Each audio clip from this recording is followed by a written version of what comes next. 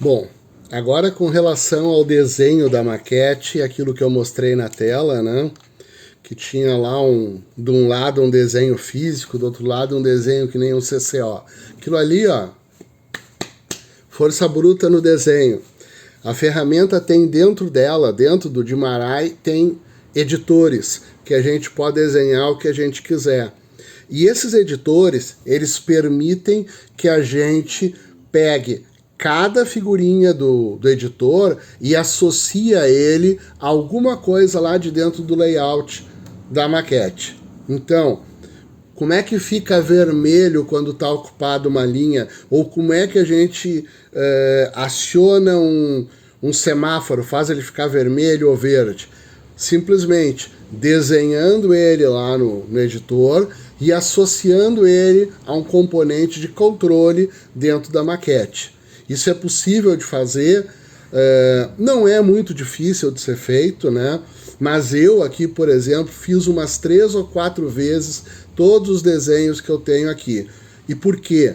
Porque às vezes eu desenhava para um lado, às vezes eu desenhava para o outro, às vezes eu achava que da maneira como estava não estava representando bem o que eu tinha, então eu fui trocando isso, fazendo os desenhos conforme a necessidade que eu tinha.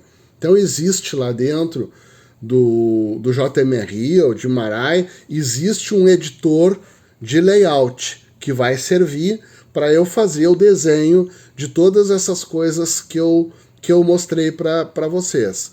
Uma outra coisa que tem é um editor que permite colocar botões, janelas com botões, que eu também posso associar a semáforos, a partes ocupadas dos trilhos, e tudo isso interage com o layout que a gente tem.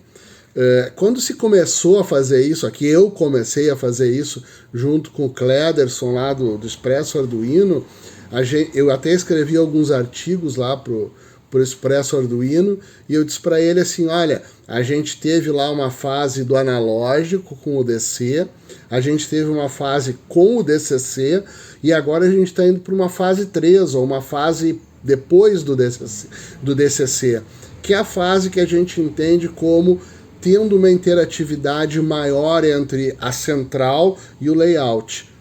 Até então, as centrais mandavam muitas coisas para o layout, mas não recebiam respostas de volta, né?